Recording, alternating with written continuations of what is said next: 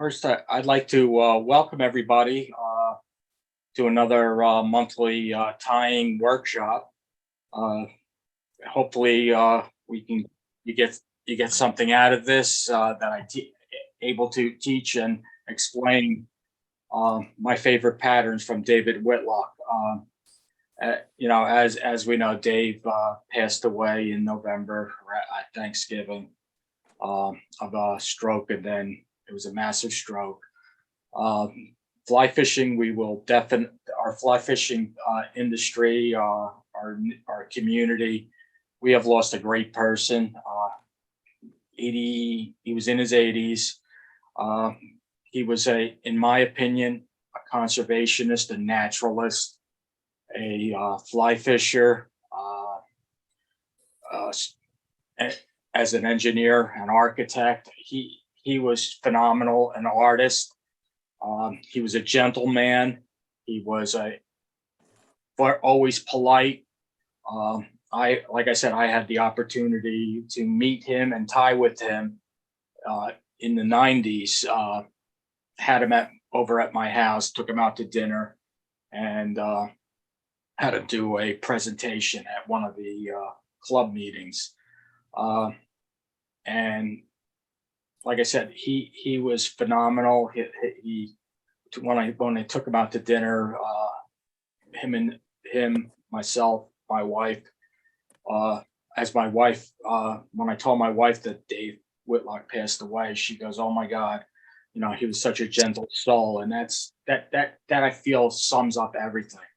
All his uh, contributions to fly fishing and especially tying. I believe and I feel to this day that he is the reason why I believe in fishing all fish, all waters. Uh, Dave was not a trout snob.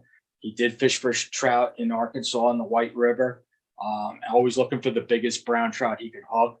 But he also hooked on bass, panfish. So his patterns, as I've always explained when I tie, they're not just for one species of fish; they're for all fish.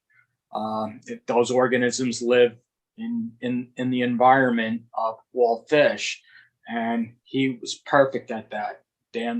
He believed in that. He fished that. He knew how to the structure, the feeding aquatic food for fish. And like I said, not just trout, it was everything, whether it be salt water, fresh water, warm water, cold water. He did it all. He was a great a caster. He was with Sage Rods at the time, being a casting instructor for them. He was a Fly Fisher International member, and he was a Buzz Busick Memorial Fly Bud Busick Fly Tying Award recipient, which is the highest award you could receive in fly tying throughout the world. So, and it just marks that and he is well deserving of it. Deserved it when it was coming out. He was one of the first to get it, less than number 10 when that award came out. His articles, you'll still see them in Fly Fisherman magazine. You'll see them in Trout magazine for TU, and you'll see them for a lot of them in. He did Fly Tire. So, like I said, I can never be like him. I can only hope that I could pass on what he has taught me to everybody in our fraternity, in our group. I shouldn't use the word fraternity; it's more like in our community. So, with that, I'm going to start off with the red fox squirrel nymph, and let me say that this nymph is neck and neck with the golden ribs hares here when it comes to nymph fishing. He tied this in the round, which is probably, that's just like Dave. Everything is just done so simplistically and for a reason, so that the fish could see it all around. And like I said, that fly is neck and neck with the gold ribbed hare's ear, and I fish it extensively, beadhead or not beadhead.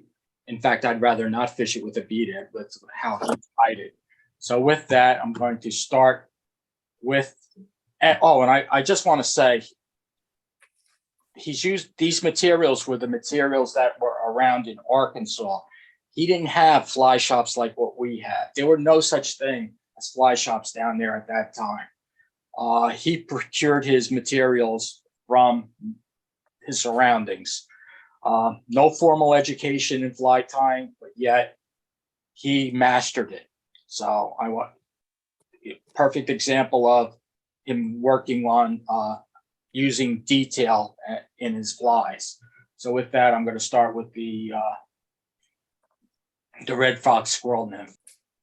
So in my vise, I have a 2x long hook for the nymph. And first thing, just add weight. This is non-lead wire. Let me go over what kind of wire, how the thickness. Everybody should realize that you're trying to match the thickness. You don't want to over exceed the thickness of the thickness of the wire of the hook. So we try to match it a little under, but not exceed. This wire is 0.020. I could probably go up to 2.5. This is going to be good enough. And I'm going to tie in 5, 6, 7, 8 wraps of lead. So you can go to 8 to 10. Just going to helicopter it so it breaks off. Bury that. And do the same thing to that side. So I have 8 wraps of non-lead wire. If I use the word lead, once again, I'm using non-lead. But we all know what that is. So with that, I'm going to tie my thread, and I'm just using a regular 6/0 thread, Danville, if you want to know the brand. And doesn't bother me which brand I use. I'll even use Uni or whatever. But right now, Danville is nice because it'll lay flat. Jerry, what's the size of the hook? That size of the hook is a size 10. Okay. You can go from 8 all the way down to 16 if you really want. And what I'm going to do next, and I would suggest, I'm just going to coat the lead with head cement. A couple of reasons why. I don't want it to oxidize through the fur. Okay. I want it to stay in place. So I got it right where I want it. Now I'm bringing the thread to the bend of the hook. Bend of the hook, and I've been told many times I should bend my barbs, but in demonstrations, the barb is here and it lines up to the bend. So 99% of your hooks, it's only the oddball hooks, the barb lines up with the bend. That is why I don't bend the barb when I'm doing demonstrations. Next, I'm going to get the tail. Now let me switch over to another camera. And this is a really used up red fox squirrel. And just to go over what a red fox squirrel is versus the gray ones running around in my neighborhood or anybody else's neighborhood. Through here, this color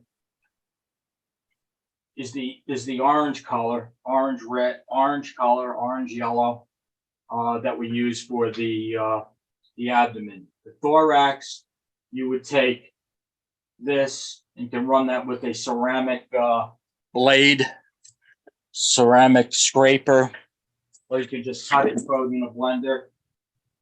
you could just get it and you'll get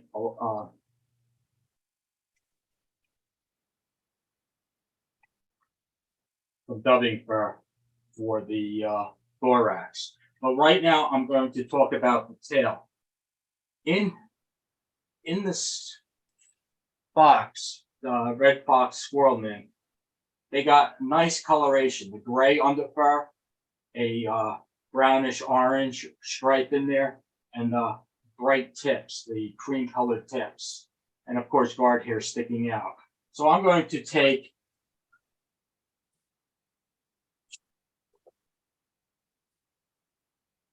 a bunch. That's going to be my tail. Dave, when he did it, he just went in with his knuckle and index and his thumb and pulled it from there. You could do that too. There's no differences, but that just gives me a nice clump that I can work with.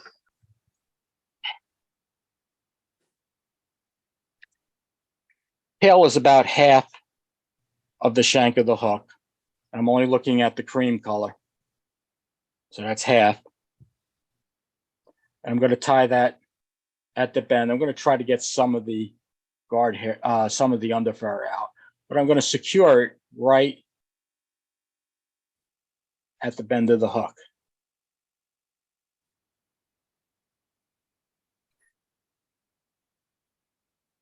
And there's my tail. Okay. I'm going to move my thread up just a bit. I'm going to take some oval gold tinsel.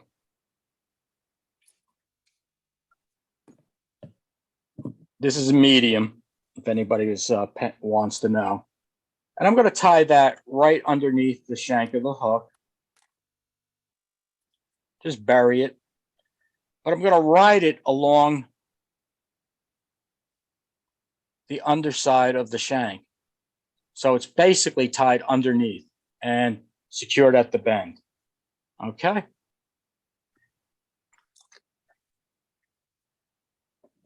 As you could see on the hide of the squirrel, that does not give you a lot of fur to work with.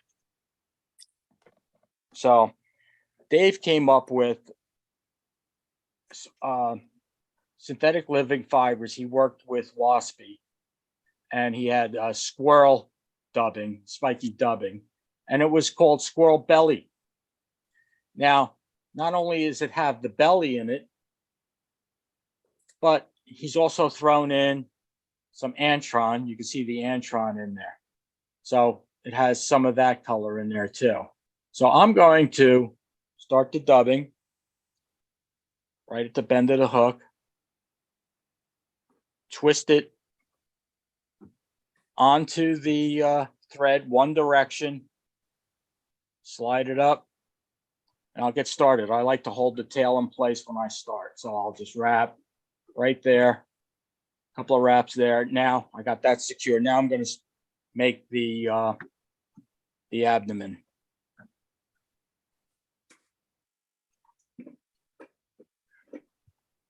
We should try, I'll admit him. Okay.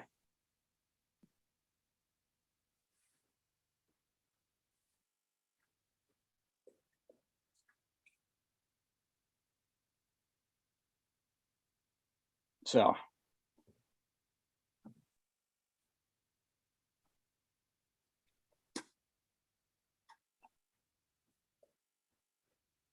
would help if you could also wet your thumb and index finger, which works even better.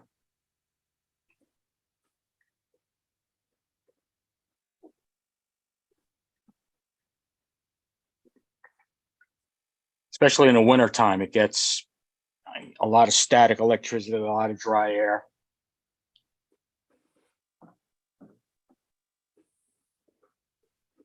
So I'm just building the abdomen up.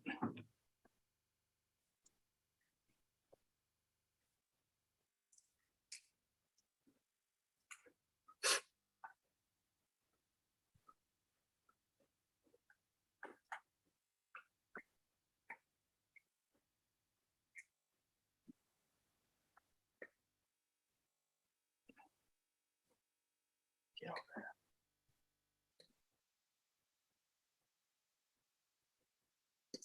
And I'm almost done. I just want to go a little past the halfway mark.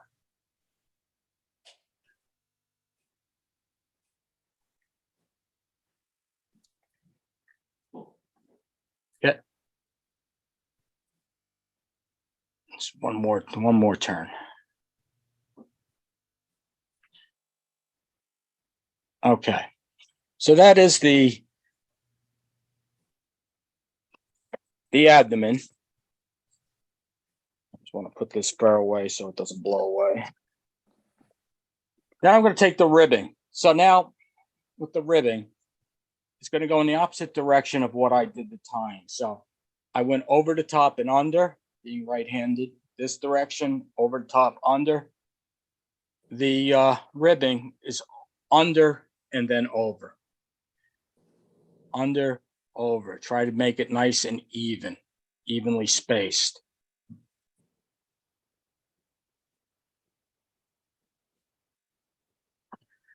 Now the ribbing has a couple of uses on why it's there. Number one, it helps hold the dubbing in place by wrapping it the opposite direction, and also by wrapping the opposite direction, it'll stand up through the fur instead of getting buried down if it went in the same direction. Number two, it causes reflection of light. Tinsel reflects the light in the water as if air bubbles are coming out from it. Sort of like when air bubbles will reflect light when coming off the insect. So that's one way. The other thing is it adds segmentation to the nymph. I'm going to do a technique that when Dave was over, he loved what I did, because Dave just dubbed the thorax and then poked it out with his bodkin. Well, I went and I showed him what I did, and he loved it. And all it was a dubbing loop. Now, I'm sure when I use, flip over to the other camera, I'll show you what it is. All this is a button hook. And the reason why I use this button hook is because the heavy weight on the end. And I'm sure Dave got a kick out of it when he saw it, because I'm sure that in his day, he actually had to use a button hook to tie his shoes with. I know my grandfather did. He got a kick out of it when I did it. And this is from the J.C. Penney company. So what I do is I make a loop.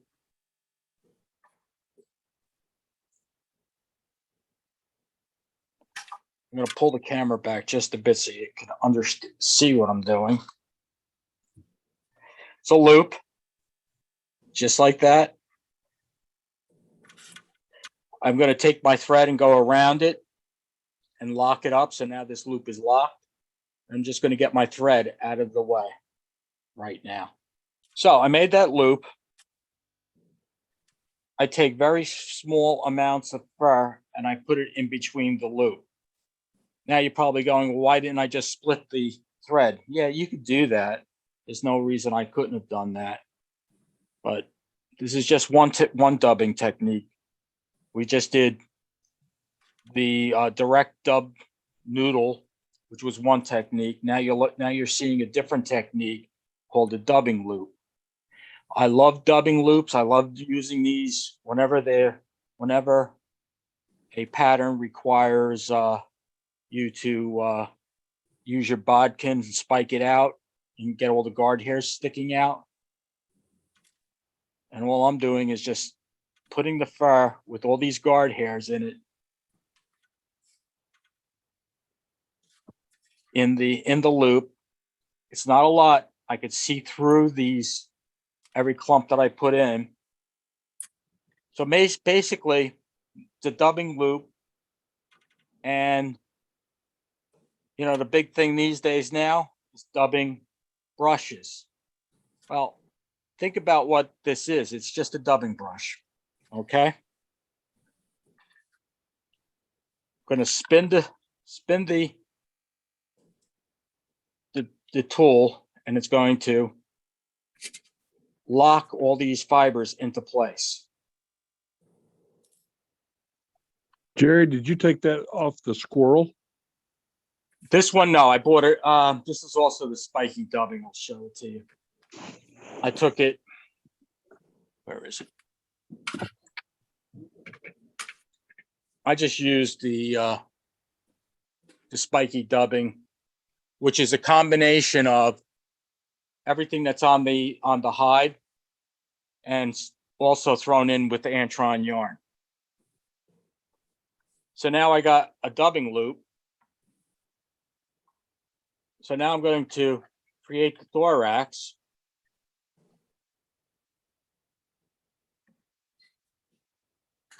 Making sure I stroke the fibers from the front to the middle to the back.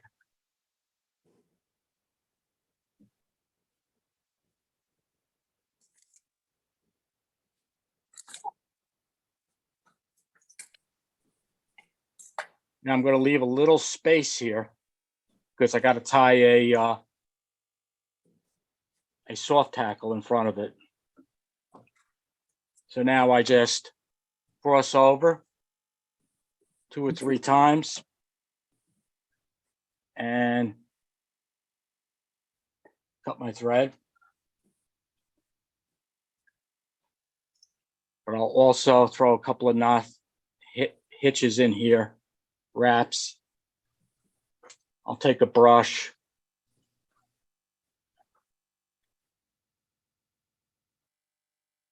Give it a little comb. Get that going.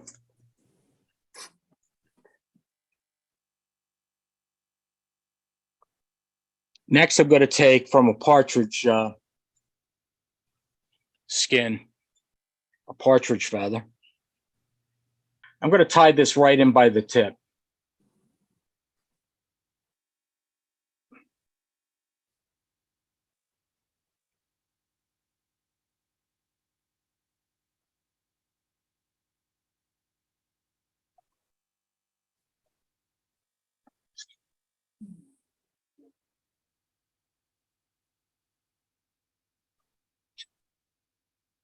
I take my hackle pliers.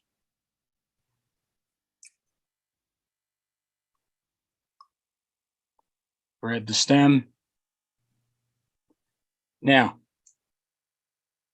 I'm going to stroke the fibers going rearward.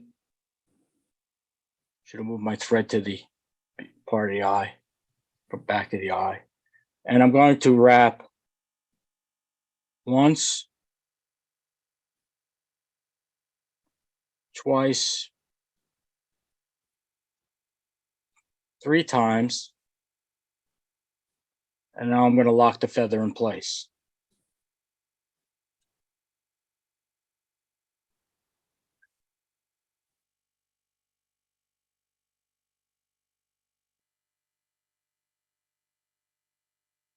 Just, again, stroke them back.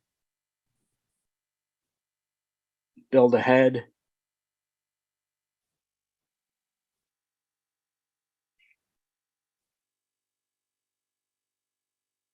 Wood finish.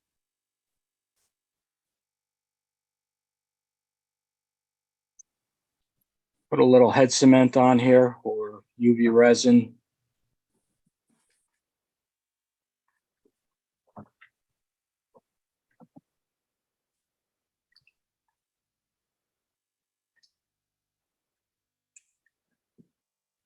And that's ready for fishing now. So that's the red fox squirrel nymph. You want to make changes, just throw a bead in front of it and wrap it the same exact way. I would go with also a 3X long hook by adding the bead so you don't lose any of the proportions or just shorten your proportions up. Jerry, is it supposed to mimic any particular insect? It looks like a little bit of stonefly. It doesn't imitate any particular insect. That's what's the beauty of this fly. It's a basic nymph. Works great. Uh, it's like one of my go-tos when I'm nymph fishing. It's just a fabulous fly that imitates multiple insects. Think of the gold-ribbed hare's ear. Does it imitate a specific insect? No. It imitates a general category. All right. Hey, Jerry, could you mention the dubbing colors, please? Sure. What I used was now, and then I'll go back to the squirrel also. These are two of the colors that are used. Okay. This is the belly. And when you look up, when you turn it over, when you open it up, it'll say squirrel belly. This is think of this as the back of the squirrel. And they just call it brown. So once again, I'll show you here.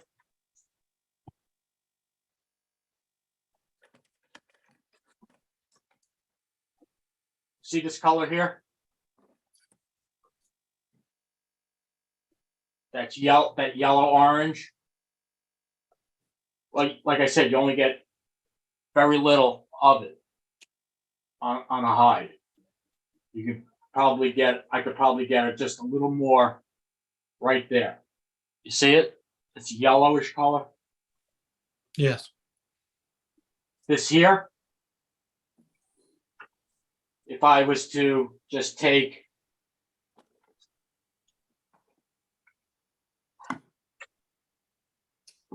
this snippet of it, and if I worked it in my hands,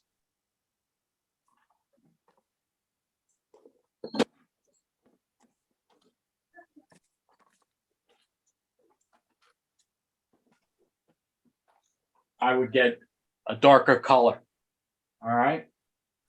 So what we're trying to do is get all these dark colors for the thorax with all the guard hairs.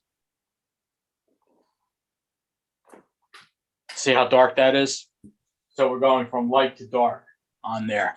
And that might be another telltale sign of how effective it is, because the coloration is light and dark. So you might get that might be a trigger. And we're all talking about what triggers it. You also might have the movement of the soft tackle legs, the partridge legs. You know, this thing is tumbling in the water. So this is moving. This is also moving. The tail. Think of it as an extended body. You know? Hey, Jerry, Yeah. I had this, I had Dave Whitlock's original fly fisherman article on the red squirrel hair nymph. I think that was from the 80s time frame in Fly Fisherman magazine. I live down here in the panhandle of Florida, and this was the first fly I really ran into that match the hatch sensation. Okay. I was on a pond near my house, and I was fishing for largemouth bass and bluegill, and they just could not stay off this pattern. I mean, you couldn't. It just I caught 30 fish probably in somewhere an hour and a half. Okay, because it was just the pattern to have that night. I think it was July, August down here in Florida, and it was just so effective that it got me hooked on fly fishing that many decades ago. I've tied it ever since, and it's almost my first go-to fly whenever I get to a new body of water. And that fly saved my rear end, so to say.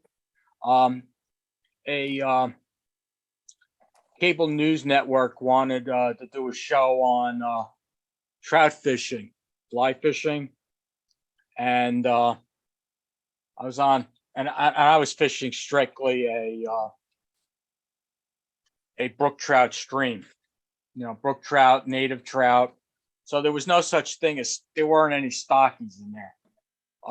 Gold ribs here, and the water was cold. Gold ribs hairs here wasn't doing it. Wet fly wasn't doing it.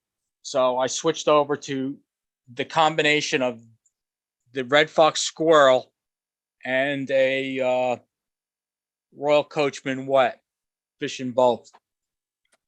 That fly hooked a nice native brown right in front of the camera. So it was, well, it was a lifesaver.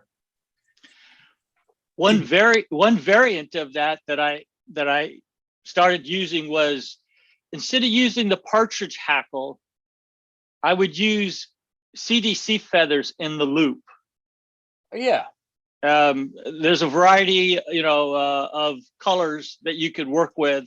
I like to tie it in this standard pattern color that you have, as well as a combination of olives and greens, because Yeah. we get a lot of those down here in these ponds. And like I said, I don't see why not. It's just, like I said, his materials or what he had around at that time when he developed those flies.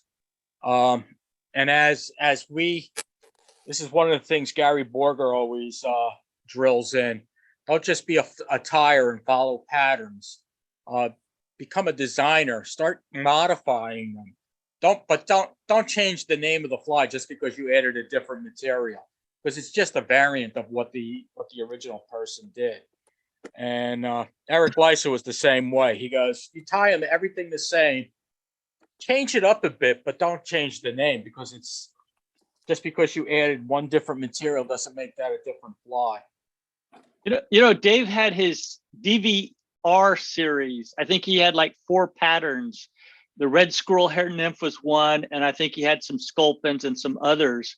I don't have the series, but I do have the one on red squirrel hair nymphs.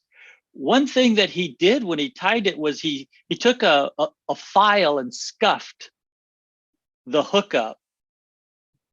Yeah, and I saw him do that, and I'm a metallurgist by training, and I didn't quite see the justification for taking that file.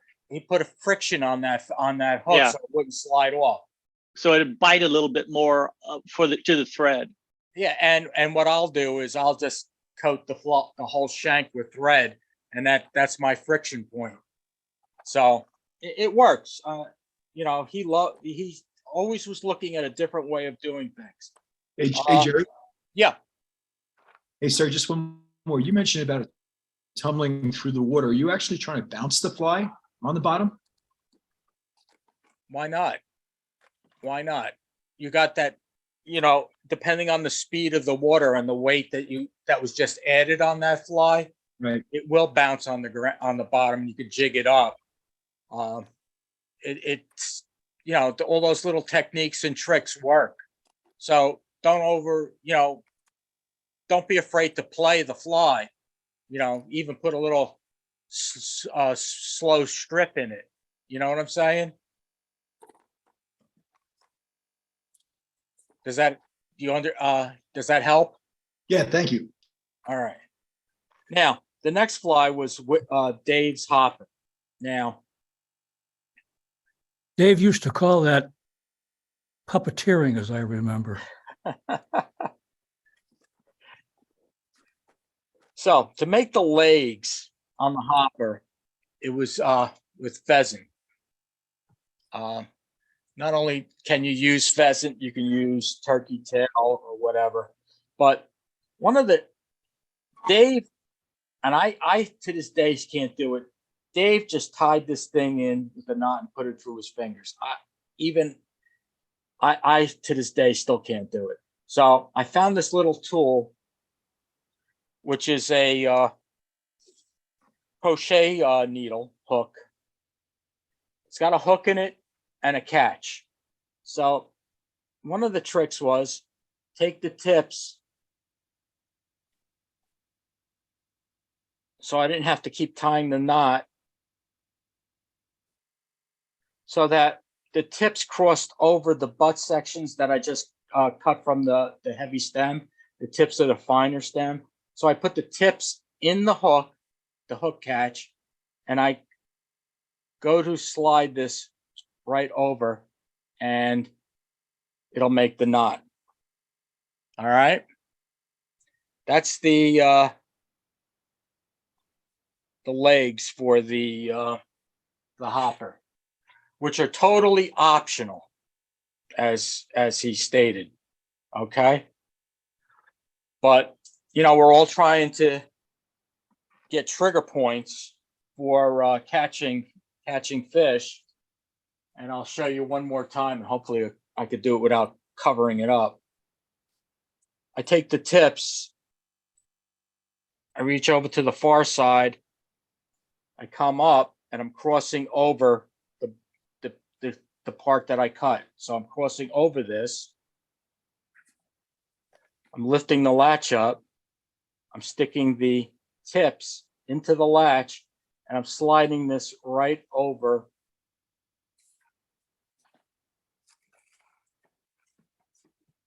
the latch, and it pulls the tips right on through. Okay. So that's the easy way of doing it. And even an easier way is buying them already pre-tied. But I'm not going to do that. I'm going from a 3/0 hook, a 6/0 thread. Now I'm going over to a 3/0 monocord. And let me explain why I started at the bend of the hook. When I spin the deer hair at this section, I want to keep this bare so that the hair will flare better. Okay. So a couple of things that are going to be tied. I'm going to mark off. I'm just going to go to the middle section of the hook. I just need. I only want it to be a gap to a gap and a half long.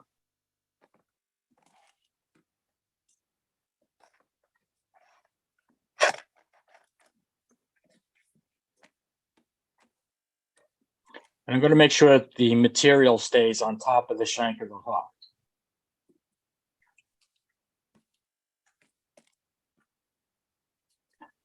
And there's the red tail. If you ever look at the legs on, especially grasshoppers by me that I've looked at, they have red in their hind legs. So that might be, once again, we're talking a way to trigger the material, trigger the fish's instincts, just get something to hit. Next, he put a loop of yellow yarn sticking out the bend of the hook.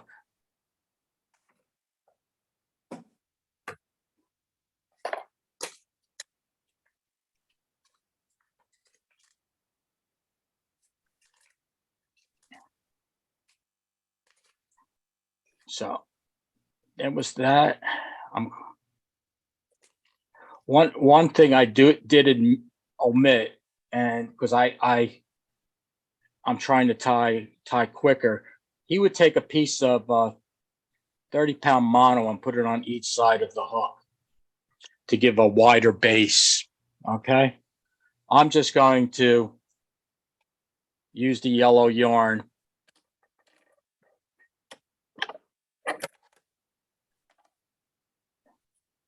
and build the body. Oops, I forgot one important step. I do this every time I tie this off.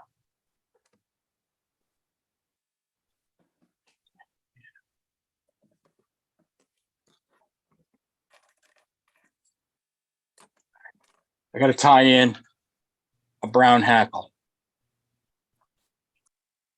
So I tie the hackle at the bend of the hook.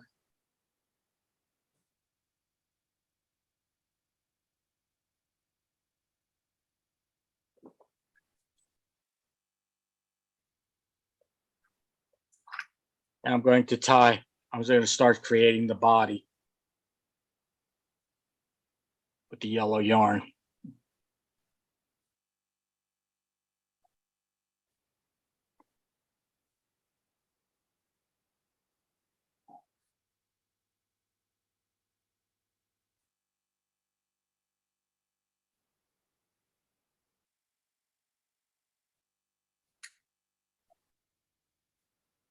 I've tied these with foam also, and I've tied them with just dubbing fur.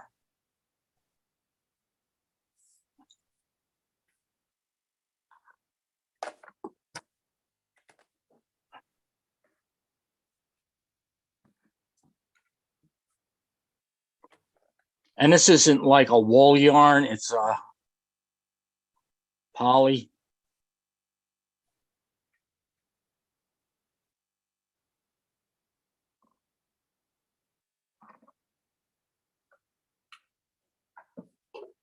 So I did about 2/3 of the hook shank. Then I'm going to take the feather and just evenly space it through the body.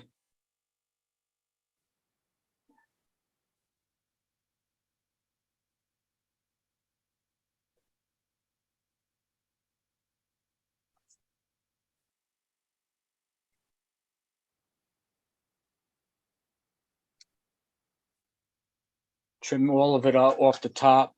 Just make sure this is nice and secure. Turn it over. Anything that extends past the point of the hook,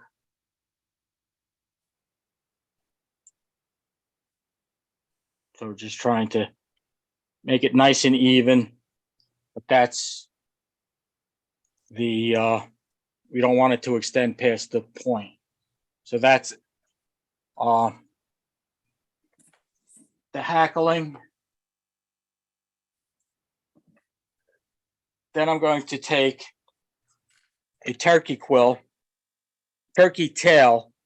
that has been treated with Krylon spray lacquer, clear coat, so it doesn't split up. And I want the I want the strip to be as wide as the body. Okay, so I got it that wide as the body. It's just the turkey tail. And I'm going to secure that right where I left off the yarn. Come on.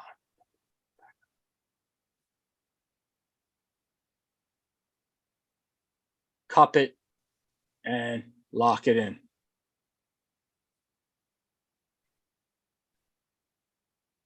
And then cut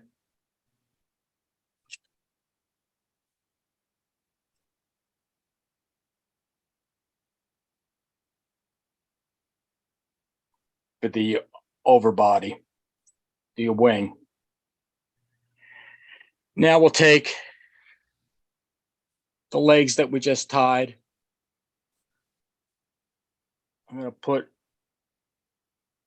one on the near side.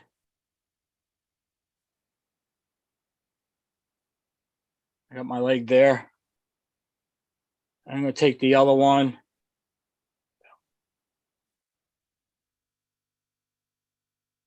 and I'm going to put it on the far side.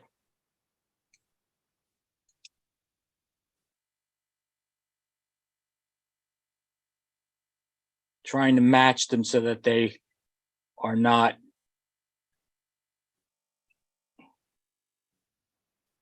okay.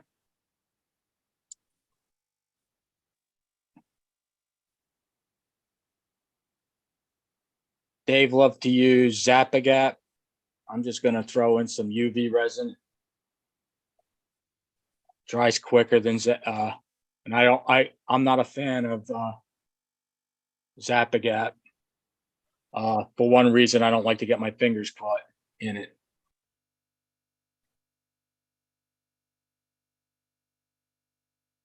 I'm going to build a collar, but I don't want it to extend past.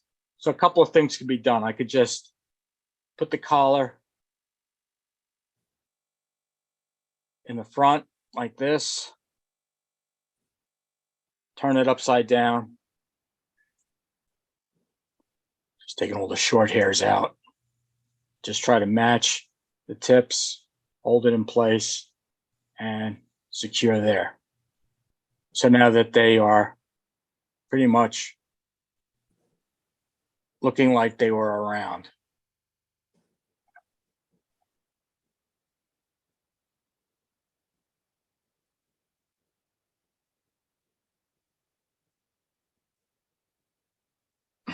And now I'm going to hack it. And now I'm just going to take more hair and build the head.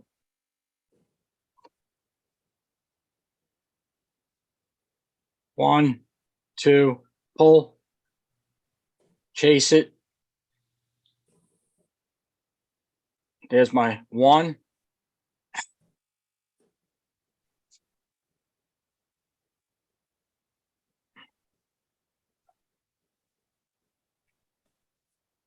One, two, pull.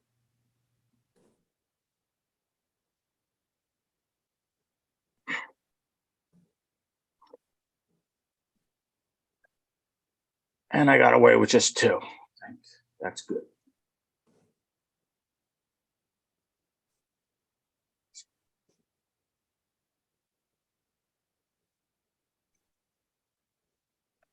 And then I could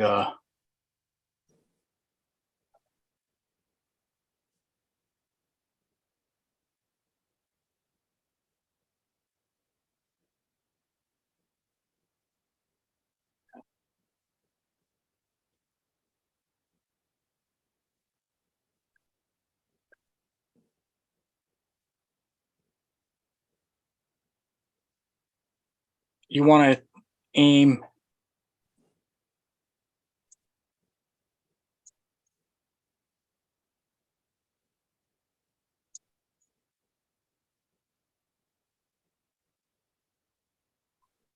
and this one I can go straight down and across.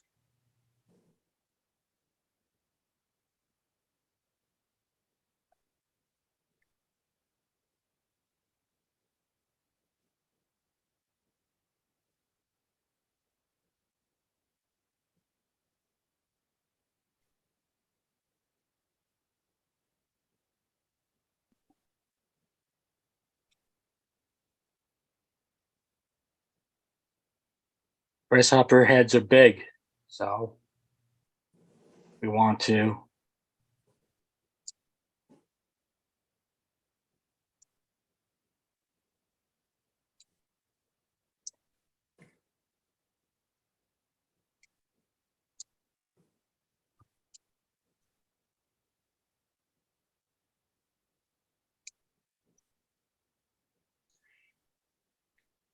Jerry, you prefer to use scissors like you're doing over razor blades? for right now, yeah.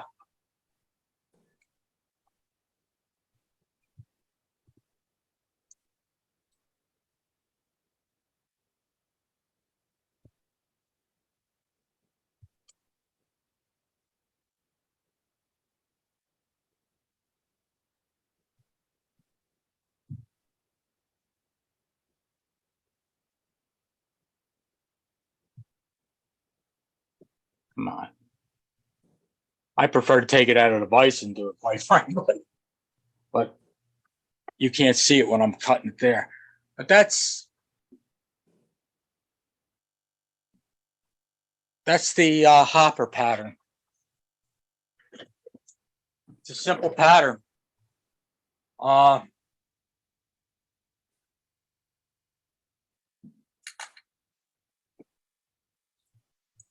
So quite frankly, this pattern I have used out west. I have used it here, especially in bottom release dams that are pulling trout from the Lehigh River into a small, well, it's not really small, but a bottom release creek, which the water temperature in the summer was about 65 versus the Lehigh River, which has got monster trout in there, which is about 75. So it was pulling brown trout up to where this farm was. And I would pitch that fly as tight to the bank as possible. And 12 o'clock in the afternoon, catching brown trout with it. Because it's got all the trigger mechanisms in there. It's got the little of the red for that, like I said, the leg, that bubble would of loop, which could be interpreted as an egg sac or extended body a little bit. Those legs are just when that hits the water and those legs are just wiggling on the water, and that big head when you go to pop it, because quite frankly, it ends up becoming like a popper because of the design of that head is higher in the front as it tapered down. Grasshoppers are not pretty when they're trying to fight to get off the water. So you create a lot of movement on there. Does that, any questions on that? What size hook was that? I know you said it was a 3 extra long, but what basic size were you working with there? I was using a size 6. And this is to me, I would be fishing this size in August, later in the season, because the grasshoppers will be bigger. If you're going to fish this in June, you want to get to a smaller 10, 12. And I wouldn't even be bothered tying that one. I would go to a Pennsylvania type retort hopper, which is simpler and smaller. So that's one way. That's one thing I would do. Tie that in black, and then you got the Whitlock cricket. And cricket patterns are awesome, especially in manicured park systems. When they cut the grass and all the crickets have no place to go except into the water, you could be chumming with your cricket alongside the crickets that just went in with it. So it's something, you know, as you see what's going on around you, you try to imitate what's happening. All right. Any questions before I go to the big one, the mouse pattern?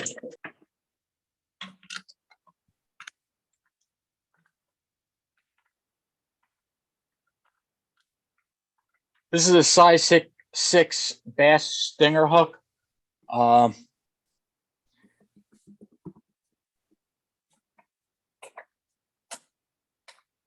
Just want to get this nice and level. There'll be a lot of play here.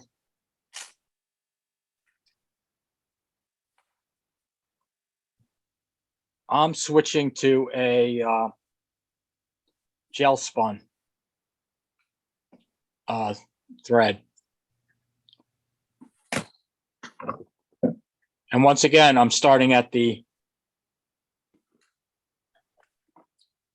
end of the hook. I want this hair to be able to spin if needed, which it will be needed for the face of the okay. Now, mice have tails. I'm going to tie a little tail made out of leather strips. You can use foam if you want. It's all dependent on your preference.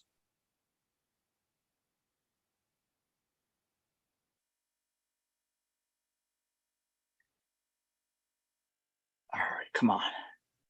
And this is why I'm using gel spun versus 3/0 monocord, because quite frankly, you could tie it on monocord, but it'll take me even longer. I can use double the amount of hair with gel spun, which quite frankly, this stuff is strong enough where I would actually, if I used it for traditional spinning, it will actually cut deer hair on me. Or better yet, someone asked me if I ever tied with antelope, and my answer to them was no, because it just, even with 3/0, antelope splits up on me.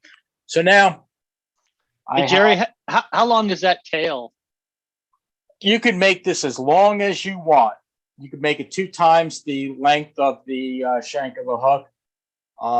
I just do it as equal to the length, a little over the length of the hook. I'm not trying to. I don't want to make it too long for me, since I'm going to fish this. This fly is more of a stacking technique than a deer hair spinning technique. And and I'm going to show you what the difference is between stacking and spinning. All right, let me get the underfur out. And while I'm doing, like I said, I got a comb that's made out of bone, so it doesn't create static electricity. These tips are not going to be needed for the underside of the fly. So I'm basically cutting the tips off. So I'm going to turn the fly upside down.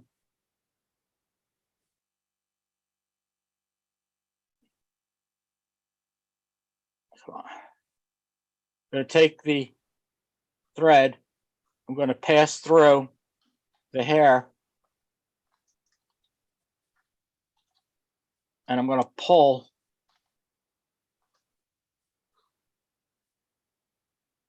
I'm going to have to make this one smaller. Pull.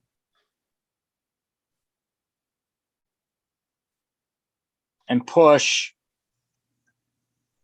it down. I'm going to take the front of it. I'm going to compress it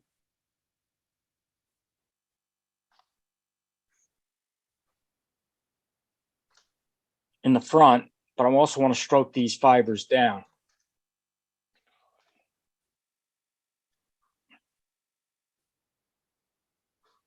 Now I'm going to put a second cut in there. Second bunch. Will this be hook point up, Jerry? No, the hook point's going to be down. Okay. What I'm doing is the belly right now.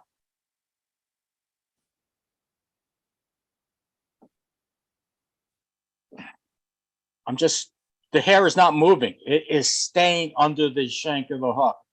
All right.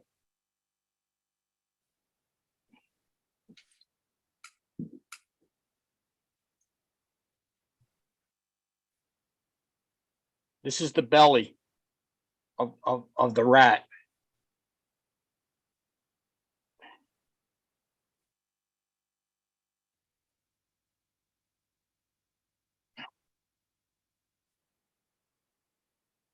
This is the, as I was saying, that it's 2 layers. So here's the first layer. Now I got to put the top layer in. Now, I only want it to go a little bit past the bend. So all this hair is going to stay there. So I measured it. Now I'm going to cut all this off, since I don't need that part where I'm going to tie. So basically I'm catching it right there, right at the ends.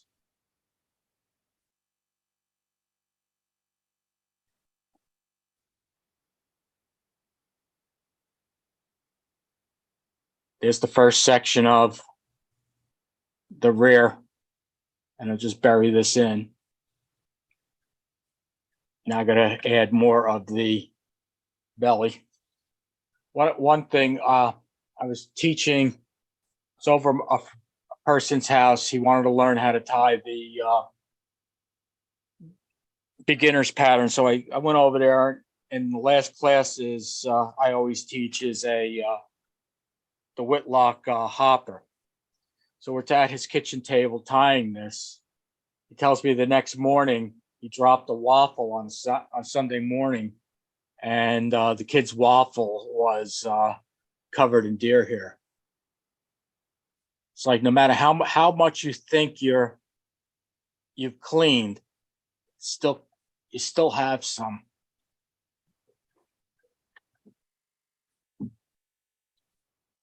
So I always stroke it down, fold it down, put wraps in front of it, push, and I can put one more belly in there.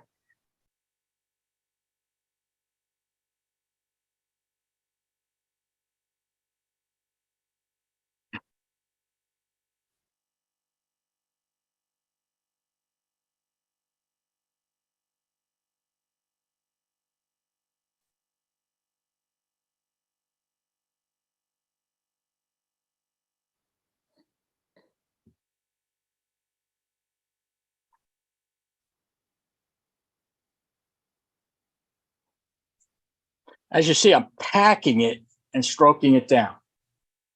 All right. That's for the belly. Measure it. Try not to go same spot. I'm just measuring just a little bit less than the other one. Get ready to cut.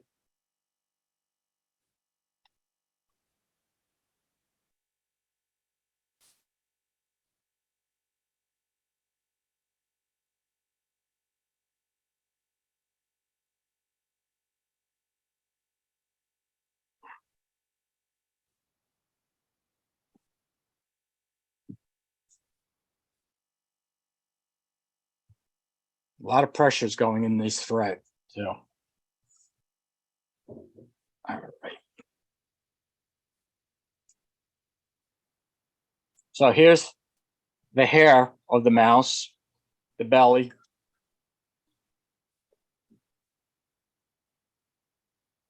And I got to secure this all down in there.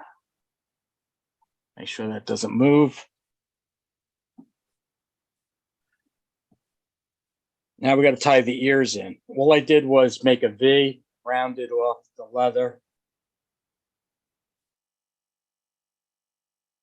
I'm going to secure this. I'm just going to make a figure 8 to secure it.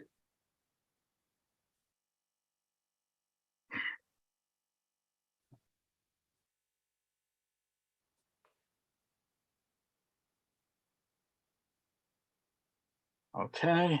So now we have the ears.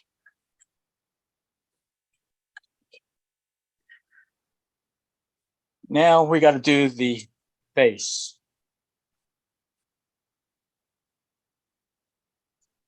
One loop, 2 loop, pull, chase it, it'll follow.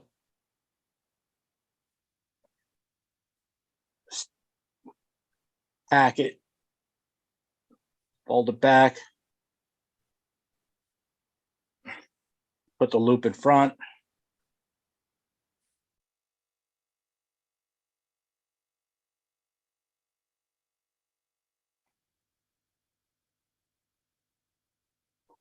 Just keep chasing it until it stops.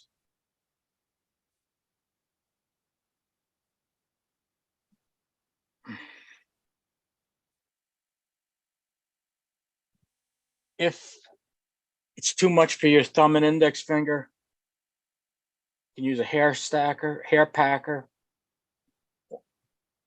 All that is just a piece of brass with a hole in it for the shank. Goes over both ends. and slides. That's one tool.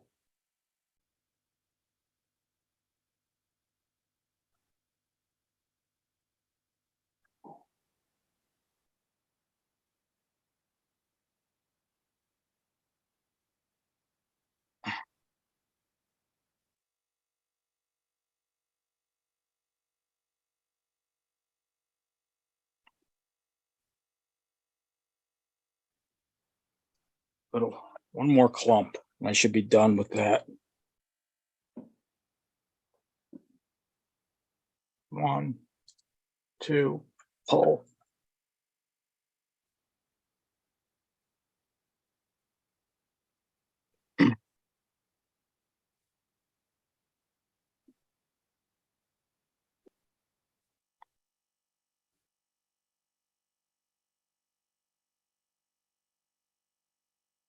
Okay. Can't fit any more on there. So let's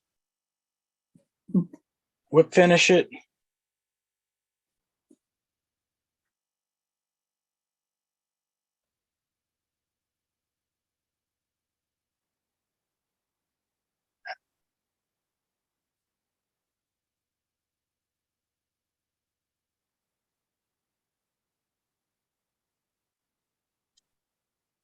I'll turn the fly upside down.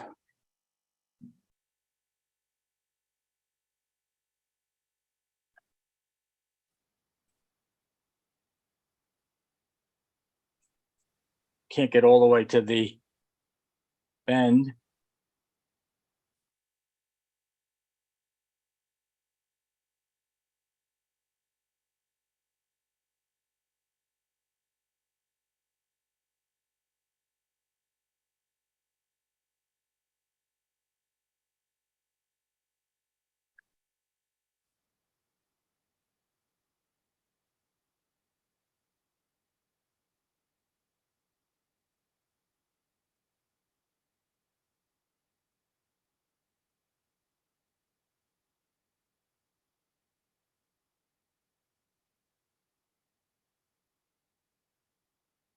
Come on. So it's basically like an arrow.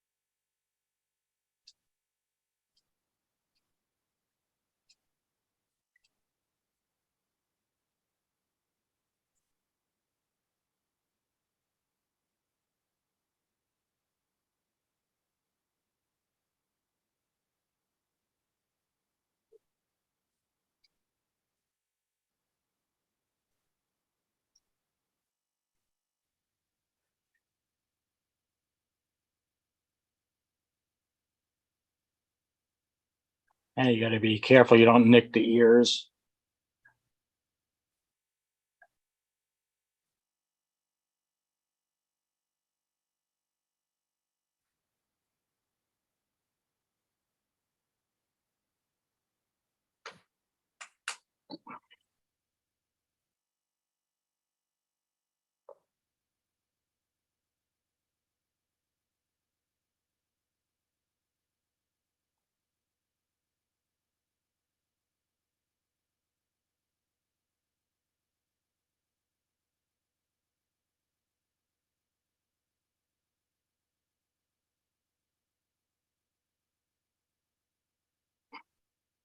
Now all I'm using is black mono eyes,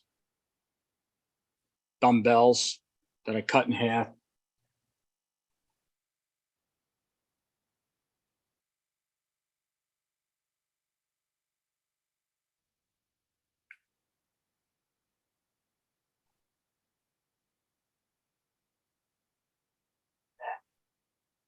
Try not to touch it. Great. Can't.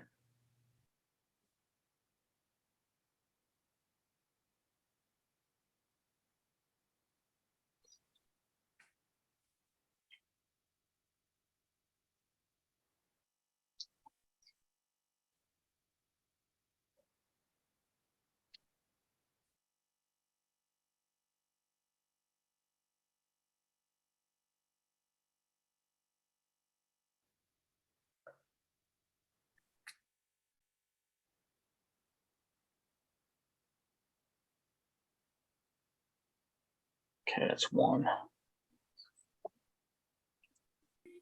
Jerry, was that a thinner or a flex UV that you're putting those on with? I am using bone dry, which is a very thin, extremely thin UV resin. It's as thin as head cement. Okay, thanks.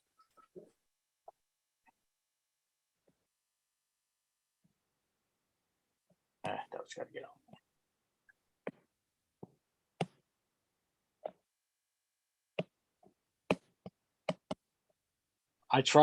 I kept trying to do it with crazy glue and Zap-A-Gap and every other thing, and it just wasn't working for me.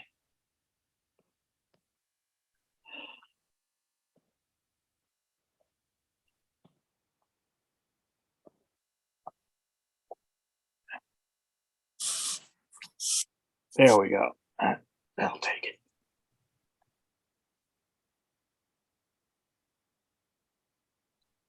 Jesus, the one problem right there.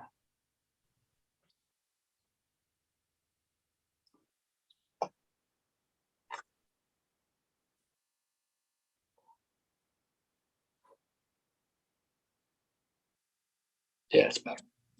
But that's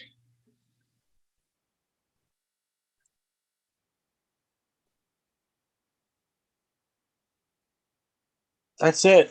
That's oh, someone's got a chat. Okay, let's see. Hey, Jerry, did all that deer hair, is that from one patch or have you pulled from several different kinds of deer hair patches? That is one patch. That is actually a friend of mine's a hunter, and he gave me the whole hide of the deer. And that's the back of it, back of the deer, and it's also a Pennsylvania deer. So the hide is thinner than the mule deers that I would get in Primo strips. Primo strips are $15 a pop, even higher sometimes. This is usable, especially for this fly. What I was using for the Dave's hopper was all mule deer, so which is a thicker hide, thicker hair versus the thinner hair, and it comes down to the environment. East Coast, especially the Poconos, we don't have that cold weather like you have in Wyoming, Montana, Colorado. We don't have that. The deer out there, especially mule deer, they have a thicker hair. It's a hide is thicker, so they have more hair, and their spinability is a heck of a lot easier than the Pocono, or even if it was considered New Jersey deer. And where did you get the leather? Is that residual from other from patches, or did you actually get that separate? Oh, okay. I went to a craft store. Hobby Lobby, Hobby wherever. Lobby. Yeah. Chamois cloth. Anybody that's selling chamois, which is thinner, and I feel better to use. So I just picked this up from the Hobby Lobby, like you said, and then I the other thing was I have also used foam, brown foam. Someone showed me this. He goes, the problem with leather, it soaks water up. Foam doesn't. And all you're trying to do is get that silhouette. When you look at a mouse in the water, he moves his tail to try and swim also. So it's not stinking, it's on the surface. You know what I'm saying? Yeah. And what weight rod and line are you fishing something like that with? That's an 8 weight. Okay. Six weight would, in my opinion, is pushing it. Eight. I'm using this for bass, and a lot of other people are using it in Alaska. And I know people on the West Branch of the Delaware are doing this at night, and they're pushing a 6 weight, heavy weight forward, and they're shortening up their leaders too, so that it makes it easier to cast. All right. Gary, two things. Fishing a mouse at night can be lots of fun.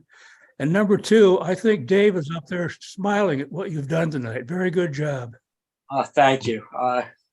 Like I said earlier, he was an inspiration, and I felt that, let me try to show everybody what he has taught us. If people didn't get a chance to ever tie with him, and he was great.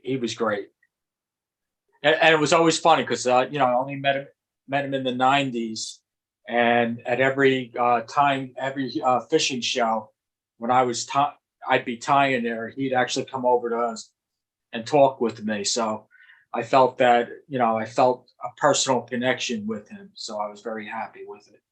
Something like that. I was pleased, and it's sad. But I know he's up there fishing away with all the other with Lefty Cray and Eric Gleiser. They're all having fun right now up there, and I hopefully get to know. Hopefully, I get to always feel that. All right. Like I said, Happy New Year to everybody. Merry Christmas. Happy holidays. I'll get a chance. The next one is in January, and I'm doing it all on different shrimp patterns. And as I've said with shrimp, everybody thinks that these patterns are just for bonefish. I catch stripers and every other thing with fins up here on the East Coast, and I'm sure everywhere, even on the Gulf, would do it. All right. Thank you, everybody. Have a good night and Happy New Year.